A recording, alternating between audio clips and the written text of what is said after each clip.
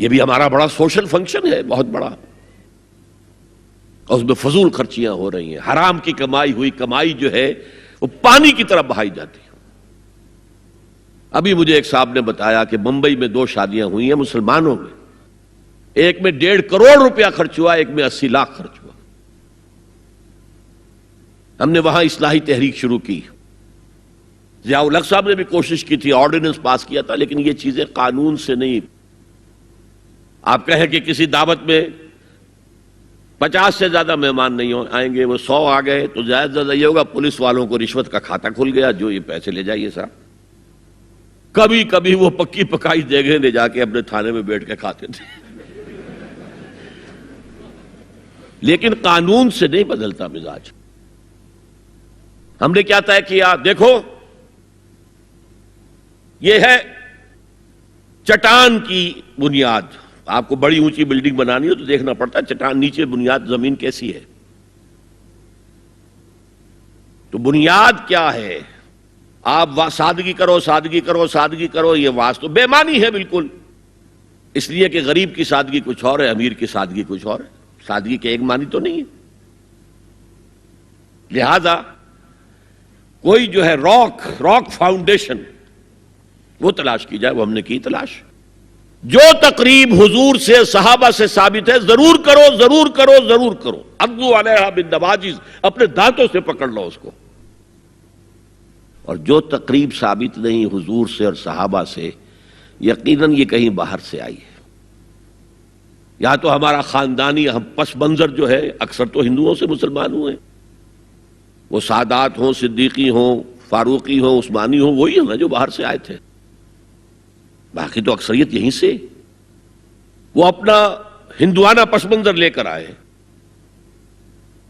تو جس کا ثبوت صحابہ کے دور میں نہیں، وہ یقیناً باہر سے آئی ہوئی چیز ہے، اس میں پھر سادگی نہیں، اس میں کمی نہیں، جڑ سے کاٹو اس کو۔ اس بنیاد پر ہم نے 5 فیصلے کیے، ذرا سن لیجئے آپ بھی، اگر آپ کوئی سوشل ورک کرنا چاہیں اس کو عام کریں۔ نمبر 1، نکاح مسجد میں۔ حدیث موجود ہے، ترمذی شریف کی روایت، اعلنوا ھذا النکاح واجعلوہ فی المساجد، نکاح کا اعلان عام کیا کرو، مسجدوں میں منعقد کیا کرو۔ میں حیران ہوتا ہوں کیوں نہیں علماء کرام نے اس کی طرف توجہ دلائی۔ حدیث ہے، ہاں میں مانتا ہوں ان کا کہنا یہ ہے کہ یہ یہاں جو امر ہے کہ مسجد میں منعقد کرو، یہ امر وجوب کے لیے نہیں ہے، استحباب کے لیے، مستحب ہے یہ کہ مسجد میں۔ تو بھائی مستحب کیوں چھوڑ رہے ہو تم؟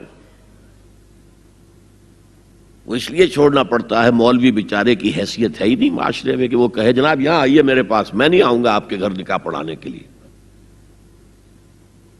وہ اپنا رجسٹر بغل میں دبائے بیٹھا سوکھتا رہتا ہے۔ وہ تو آنی تھی بارات عصر کے وقت، مغرب بھی جا رہی، آئی نہیں، وہ بیٹھا غریب۔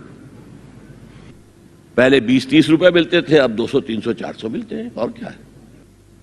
میں نے انہیں یاد دلایا، دیکھو شرم کرو، عیسائیوں نے آج تک اپنے چرچ کی اور اپنے پادری کی عزت یہ رکھی ہے کہ شہزادے اور شہزادی کی شادی ہوگی وہ بھی پادری چرچ میں آئیں گے۔ شہزادے کی شادی ہو رہی ہے تو جو ان کی پارلیمنٹ کے ساتھ ہے چرچ، وہاں شادی ہوگی، وہاں پردہ نہیں ہے، لڑکا لڑکی دونوں آمنے سامنے کھڑے ہو کر قول و قرار کریں گے۔ ہمارے ہاں پردہ ہے، تو اس لیے لڑکی کے گھر بھی جائیں گے تو لڑکی تو محفل میں نہیں آئے گی، لڑکی کا ایک وکیل ہوگا، وہ وکیل اجازت لے کر آئے گا، 2 اس کے گواہ ہوں گے، اس کے سامنے اجازت لی گئی، پھر وہ نکاح خواہ کو اجازت دیں گے، وہ نکاح پڑھا دیں گے۔ پہلی بات یہ ہو گئی کہ نکاح مسجد میں۔ نمبر 2، نکاح کے موقع پر کوئی دعوت طعام نہیں، کوئی ثابت نہیں۔ دعوت طعام صرف ایک ہے، وہ ولیمہ ہے، اور اس قدر معقول بات ہے،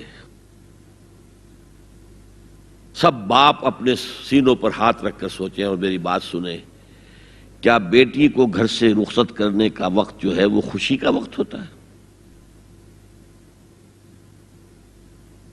جب بیٹی گھر سے جا رہی ہو، کوئی جانور بھی آپ قربانی کے لیے، کوئی مینڈھا کو بکرا لے آئیں 8-10 دن پہلے اور بچے مانوس ہو جائیں، تو وہ جب آپ ذبح کرتے ہیں تو پچھاڑے کھاتے ہیں کہ نہیں بچے؟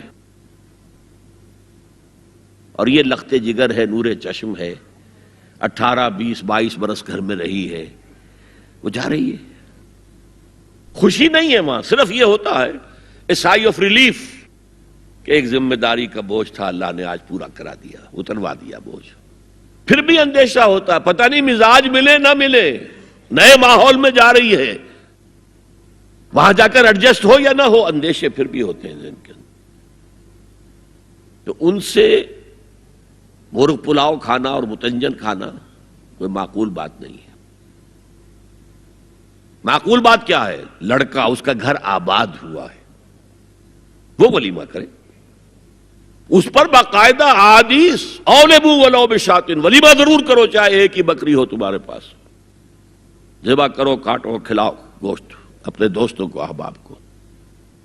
یہاں تک کہا کہ بیسا طعام الولیمہ، برا کھانا ہے ولیمے کا کہ اس میں غریبوں کو نہیں بلایا جاتا. ظاہر بات ہے مسلی کھلانے کے لیے تو ولیمہ نہیں ہوتا، اپنے احباب کو، دوستوں کو بلایا جاتا ہے. پھر بھی میں تم سے کہتا ہوں کہ جسے ولیمے کے لیے بلایا جائے وہ اگر نہیں جائے گا تو اللہ اور اس کے رسول کے حکم کی نافرمانی کرے. تو جس رسول نے اتنی تفصیل سے حکم دیا ہو ایک دعوت کا، وہ دوسری دعوت میں بھی خیر ہوتا نہ بیان کرتا. جب نکاح مسجد میں اور کوئی دعوت طعام نہیں تو بارات کا تصور خلاص. بارات کس بلا کا نام ہے؟ قرآن میں تو کوئی ذکر ہی نہیں، عربی میں یہ لفظ ہی نہیں.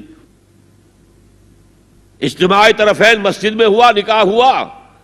لڑکی کو، حضرت فاطمہ کو رضی اللہ تعالی عنہا، کچھ خواتین جا کر چھوڑ آئی تھی اس حجرے میں جو ایک انصاری صحابی نے حضرت علی کو دیا تھا. ان کا تو کوئی گھر بھی نہیں تھا. کوئی حضرت علی آئے ہوں اور آ کر وداع کرا کے لے کے گئے ہوں، کچھ بھی نہیں. چوتھی چیز، جہیز کا کوئی تصور اسلام میں نہیں.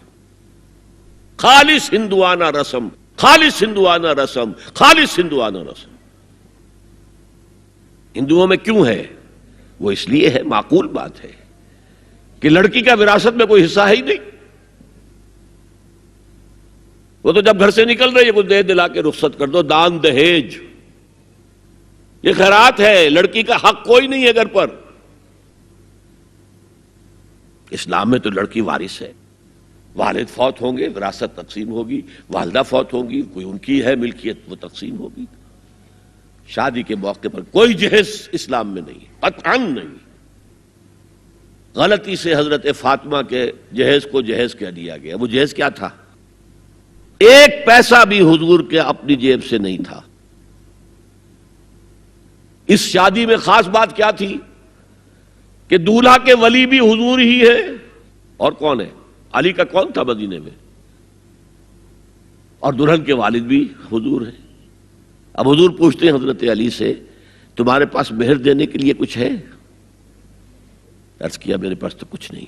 وہ فقراء صحابہ میں سے تھے. فرمایا مہر تو دینا ہے، تمہارے پاس ایک زرہ ہوتی تھی. جی ہاں زرہ تو ہے. انہوں نے یہ سمجھا زرہ تو جہاد کے لیے ہے، کوئی وہ دولت تو نہیں ہے. فرمایا جاؤ اسے بیچو یا گروی رکھ کے قرض لے کر آؤ. وہ گئے، حضرت عثمان نے خرید لی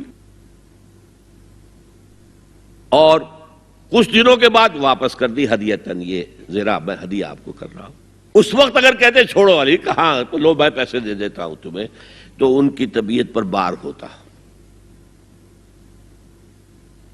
اس پیسے سے حضور نے کچھ پیسے گھر بھیجے اندر، دلہن کو ذرا تیار کر دو.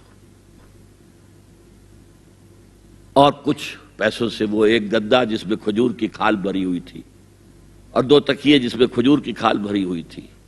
ایک مشکیزہ، کنویں سے پانی تو لانا ہی ہے نا. ایک چکی، جو ہو یا گیہوں ہو پیسنا تو ہے نا. کوئی 1-2 برتن اور. اللہ اللہ خیر صلی اللہ. یہ تھا جسے جہیز کہتے ہیں، جس میں ایک پیسہ بھی حضور کا شامل نہیں ہے. وہ حضرت فاطمہ کا مہر تھا جسے بنایا گیا. ورنہ مدینے ہی میں دوسری آپ کی صاحبزادی کا نکاح حضرت عثمان سے بھی ہوا. کہیں ذکر ہے جہیز کا؟ حضرت عثمان کا گھر بھرا ہوا، ہر چیزیں موجود، وہاں تو پھر جہیز کا تذکرہ نہیں. بہرحال یہ شادی کو آسان کرو زنا کو مشکل بناؤ. یہاں شادی کے لیے 9 من تیل ہوگا تو رادھا ناچے گی، ورنہ یہ کہ بڑی ہو رہی ہے، عمر ہو رہی ہے، سب کچھ ہو رہا ہے، لیکن کچھ تقاضے تو ہے نا، آخر کچھ تو کرنا ہوتا ہے نا، آخر کچھ نہ کچھ لوگوں کو تو کھانا کھلانا ہی ہوتا ہے نا، بارات تو آخر آئے گی ہی نا، کچھ نہ کچھ تو دینا ہی ہوگا، کچھ جوڑے کپڑے، کچھ یہ. اسلام کا فلسفہ جو میں نے 4-5 باتیں آپ کو بتا، فلسفہ یہ ہے کہ لڑکی کے باپ پر 1 پیسے کا بوجھ نہیں. اس نے لڑکی پال پوس کے تمہارے حوالے کر دیا، اب اور کیا چاہتے ہو تم؟ سارا مرد آزماں مرد آفرین، مرد کو چیلنج دیا ہے، تم مرد ہو، مہر تم دو گے. اور سب سے بڑھ کر کیا ہو رہا ہے آج کل بھی ہوتا ہے، وہ ہمارے کچھ کام ہوتے ہیں اسلامی، وہ بھی ہے، کچھ وہی ہندوانہ پس منظر. نکاح کی محفل میں چھوارے کون لے کے آتا ہے جی؟ لڑکے والے. اور پلاؤ کن سے کھاتے ہیں بھائی؟ جس کو تمہیں مرغ پلاؤ کھلا رہا ہے وہ چھوارے نہیں بانٹ سکتا تھا؟ یہ ہے اسلام اور غیر اسلام کا امتزاج. چھوارے لڑکے والے لے کر آئیں گے اور پھر دعوت اڑائیں گے لڑکی والوں کی طرف سے.